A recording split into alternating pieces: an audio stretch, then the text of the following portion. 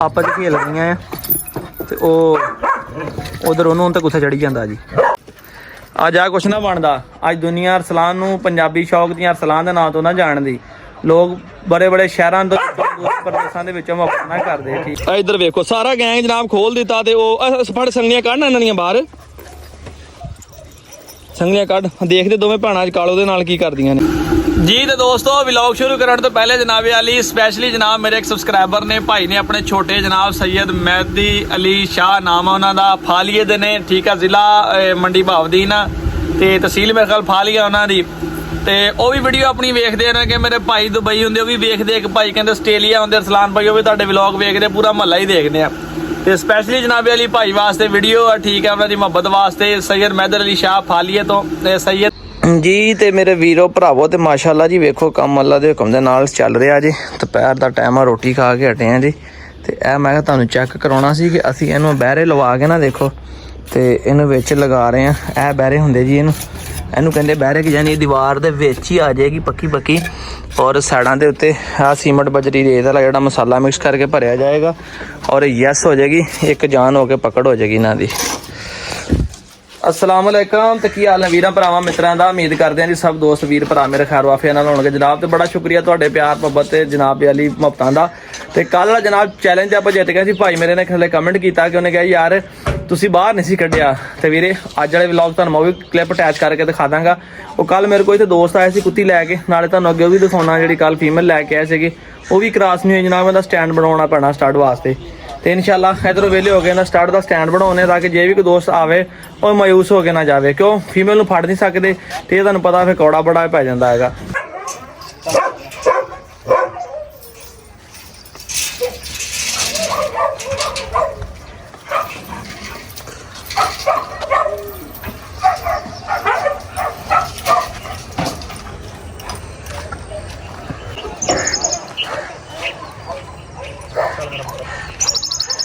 उधर कैमरे वाल देख तू कैमरे वाल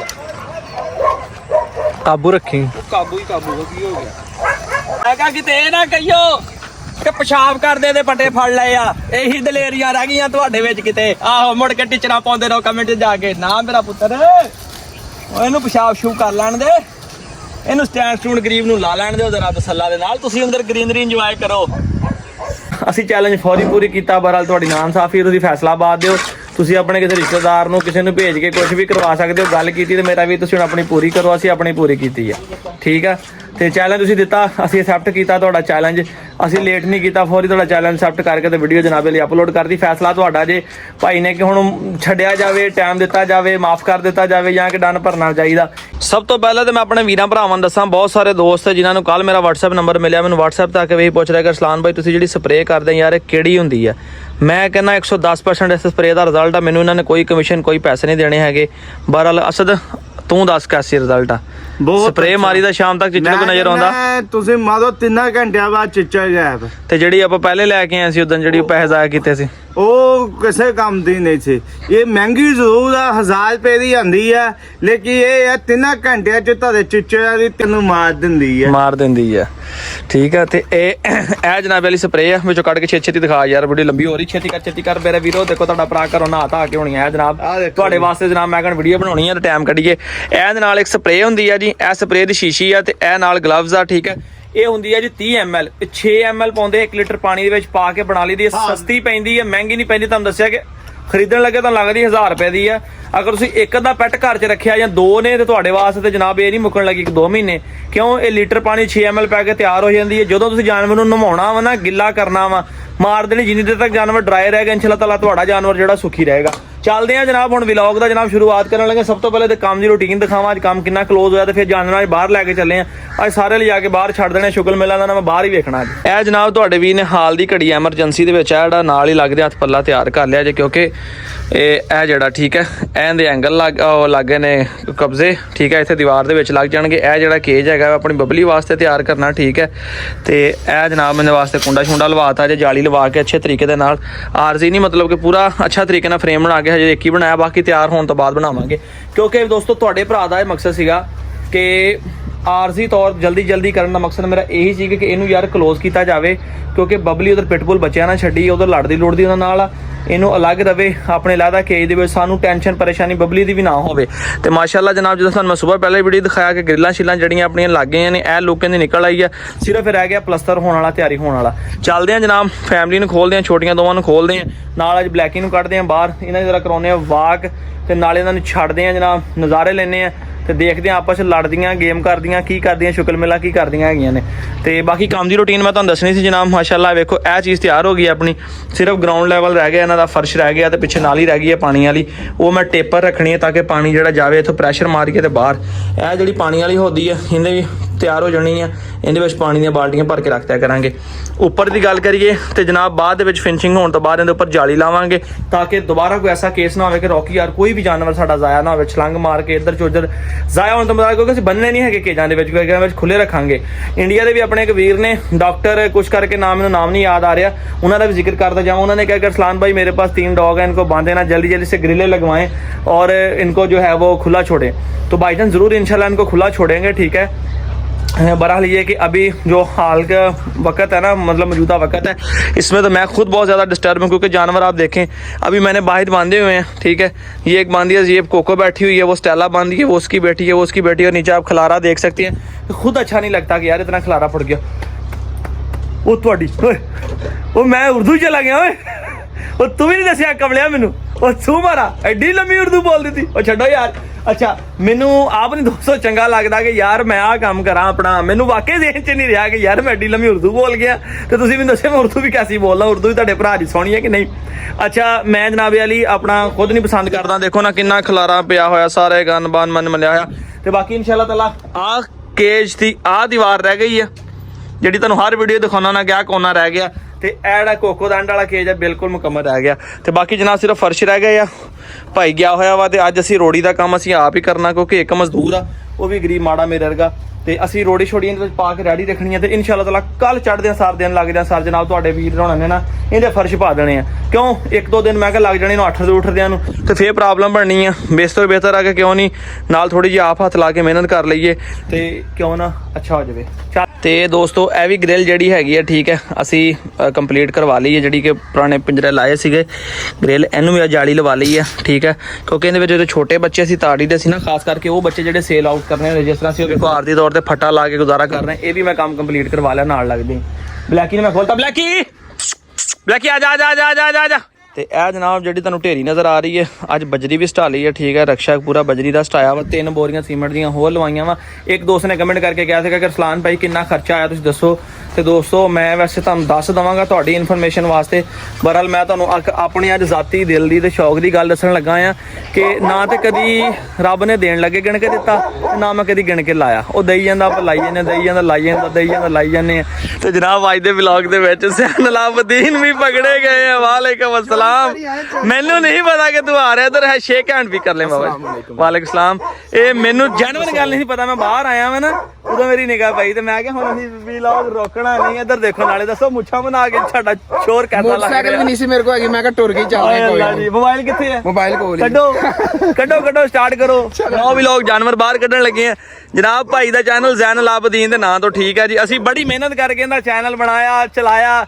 ਸਾਹਬ ਹੁਣਾਂ ਨੇ ਮੋਬਾਈਲ ਵੇਚ ਲਿਆ, ਐਸੇ ਮੋਬਾਈਲ ਵੇਚਿਆ ਨਹੀਂ ਮੇਰੇ ਕੋਲ ਆਈਫੋਨ ਨਹੀਂ ਹੈਗਾ, ਮੈਂ ਵੀਡੀਓ ਨਹੀਂ ਬਣਾਉਣੀ। ਤੇ ਹੁਣ ਕਹਿ ਕੇ ਘਰੋਂ ਸੱਦੀ ਦਾ ਆ ਕੇ ਫੋਨ ਕੀਤਾ ਤੈਨੂੰ ਮੈਂ ਕਿਹਾ ਆ ਜਾ, ਤੇ ਭੁੰਡੀ ਮੇਰੇ ਲੜੀ ਤੇ ਮੇਰੇ ਤੋਂ ਪਹਿਲੇ ਇਹਦੇ ਲੜੀ।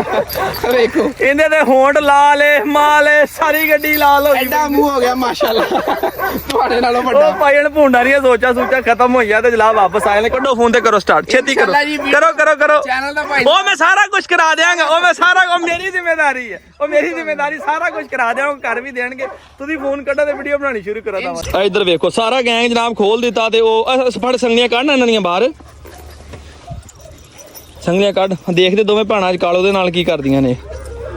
ਕਾਲੀ ਵਿਚਾਰੀ ਗੇਟ ਦੇ ਨਾਲ ਲੱਗ ਗਈ ਹੈ ਤੇ ਗੇਟ ਲਾ ਕੇ ਰੱਖਣਾ, ਅੰਦਰ ਨਾ ਜਾਣ, ਖੁੱਲੀਆਂ ਕਿਸੇ ਨਾਲ ਲੜ ਨਾ ਪੈਣ। ਜ਼ਰਾ ਉਹਨੂੰ ਵੀ ਖੋਲ ਦੇ, ਬਿਜਲੀ ਜ਼ਰਾ ਹੁਣ ਕਾਬੂ ਹੁੰਦੀਆਂ ਭਲਾ ਦੱਸ। ਤੱਤਾਂ ਦੇ ਵਿੱਚ ਦੋਸਤੋ ਸੰਗਲੀ ਵੱਜ ਰਹੀ ਹੈ, ਉਸ ਤਰ੍ਹਾਂ ਹੀ ਦੌੜੀ ਆ ਰਹੀ ਹੈ। ਆ ਜਾ ਬੱਚੇ, ਆ ਜਾ ਸ਼ਾਬਾਸ਼, ਆ ਜਾ ਬਿਜਲੀ, ਆ ਜਾ ਸੰਗਲੀ ਤੇ ਲਵਾ ਲਾ। ਵੇਖੋ ਦੋਸਤੋ ਜਦੋਂ ਆਜ਼ਾਦੀ ਮਿਲੀ ਹੋਵੇ ਤੇ ਫਿਰ ਜਾਨਵਰ ਵੀ ਮਸਤ ਮਲੰਗ ਹੋ ਜਾਂਦੇ ਨੇ, ਮਜ਼ੇ ਮਾਰਦੇ ਨੇ। ਤੇ ਮੈਂ ਕਿਹਾ ਹੁਣ ਜ਼ਰਾ ਸਿਰਫ ਤੁਹਾਨੂੰ ਪਤਾ ਤੁਹਾਡਾ ਭਰਾ ਕੰਮ ਦੇ ਵਿੱਚ ਬੜਾ ਮਸਰੂਫ ਆ, ਮੈਂ ਕਿਹੜਾ ਆਪ ਕੰਮ ਕਰਦਾ ਵਾਂ, ਫਿਰ ਵੀ ਤੁਹਾਨੂੰ ਪਤਾ ਬੰਦਾ ਬੈਠਾ ਹੁੰਦਾ 100 ਚੀਜ਼ ਦੀ ਲੋੜ ਪੈ ਜਾਂਦੀ, ਸਮਾਨ ਉਹ ਆ ਗਿਆ ਆਇਆ ਗਿਆ ਚਲਾ ਗਿਆ। ਤੇ ਉਹ ਜਨਾਬ ਇੱਥੋਂ ਇਨਸ਼ਾਅੱਲਾ ਫ੍ਰੀ ਹੋ ਕੇ ਨਾ ਤੇ ਡੇਲੀ ਸ਼ਾਮ ਨੂੰ, ਕਿਉਂਕਿ ਇਸ ਟਾਈਮ ਵੇਖੋ ਸਾਰੇ ਖੇਤ ਵਿਹਲੇ ਪਏ ਆ, ਤੇ ਕਿਉਂ ਨਹੀਂ ਇਹਨਾਂ ਦਾ ਫਾਇਦਾ ਚੱਕਿਆ ਜਾਵੇ। ਜਿੰਨੀ ਦੇਰ ਤੱਕ ਇੱਥੇ ਕੋਈ ਸਬਜ਼ੀਆਂ ਆਈਆਂ ਗਾਂ ਸੀਜ਼ਨ ਦੀ ਕੋਈ ਨੇ ਫਸਲ ਲਾਉਣੀ ਆ, ਹੁਣ ਤੋਂ ਪਹਿਲੇ 10-10 15-15 ਮਿੰਟ ਛੱਡ ਕੇ ਨਸਾਇਆ ਕਰਾਂਗੇ। ਇਹਦੇ ਨਾਲ ਵੀ ਜਾਨਵਰ ਬਹੁਤ ਜ਼ਿਆਦਾ ਫਰੈਸ਼ ਹੋ ਜਾਂਦੇ ਨੇ। ਦੋਸਤੋ ਜ਼ੈਨ ਅਲਾਬਦੀਨ ਵੀ ਆਪਣੇ ਚੈਨਲ ਦਾ ਵਲੌਗ ਬਣਾ ਰਿਹਾ, ਠੀਕ ਹੈ। ਤੇ ਲਾਜ਼ਮੀ ਯਾਰ ਭਾਈ ਦੇ ਚੈਨਲ ਨੂੰ ਤੁਸੀਂ ਸਬਸਕ੍ਰਾਈਬ ਕਰਨਾ ਜੇ, ਠੀਕ ਹੈ, ਲਾਈਕ ਵੀ ਕਰਨਾ ਤੇ ਇਹਨੂੰ ਜਿਹੜਾ ਸੋਹਣਾ ਜਿਹਾ ਕਮੈਂਟ ਵੀ ਕਰਨਾ ਹੈਗਾ ਵਾ। ਬੜਾ ਬੀਬਾ ਮੁੰਡਾ ਆਪਣਾ। ਤੇ ਜਦੋਂ ਮੈਂ ਭੇੜੀਏ ਦਾ ਸ਼ੌਕ ਕਰਦਾ ਸੀ ਨਾ, ਇਹ ਉਦੋਂ ਮੇਰੇ ਕੋਲ ਭੇੜੀਏ ਦੇਖਣ ਆਉਂਦਾ ਸੀ। ਅਸੀਂ ਇੱਕੋ ਸੁਸਾਇਟੀ ਇੱਕੋ ਕਲੋਨੀ ਦੇ ਵਿੱਚ ਰਹਿੰਦੇ ਆ, ਠੀਕ ਆ। ਤੇ ਡੇਰਾ ਸੀ ਵੈਸੇ ਪਿੰਡ ਦੇ ਬਾਹਰ ਬਣਾਇਆ, ਤੁਹਾਨੂੰ ਉਹ ਤਾਂ ਜਿਵੇਂ ਦੱਸਦਾ ਜਾਵਾਂ, ਉਹ ਸੁਸਾਇਟੀ ਤਾਂ ਨਜ਼ਰ ਆ ਰਹੀ ਹੋਣੀ, ਘਰ ਕੋ ਨਜ਼ਰ ਆ ਰਹੇ ਨੇ। ਇਸ ਸੁਸਾਇਟੀ ਦੇ ਵਿੱਚ ਨਾਲ ਸਾਡਾ ਘਰ ਆ। ਤੇ ਬਲੈਕੀ ਮੈਨੂੰ ਲੱਗਦਾ ਆਪਣੀ ਮਿਸ ਹੋ ਗਈ ਆ, ਤੇ ਬਿਜਲੀ ਤੇ ਮੇਰੇ ਕੋਲ ਆ ਗਈ ਆ। ਤੇ ਮਾਸ਼ਾਅੱਲਾ ਮੈਨੂੰ ਅੱਜ ਬੜਾ ਖੁਸ਼ ਹੋ ਰਿਹਾ ਦਿਲ ਮੇਰਾ ਬਿਜਲੀ ਨੂੰ ਵੇਖ ਵੇਖ ਕੇ ਨਾ। ਬਿਜਲੀ ਮੇਰੀ ਬੜੀ ਅੱਛੀ ਇੱਕ ਫੀਮੇਲ ਤਿਆਰ ਹੋਏਗੀ ਇਨਸ਼ਾਅੱਲਾ ਤਾਲਾ ਬਰੀਡਿੰਗ ਦੇ ਵਿੱਚ।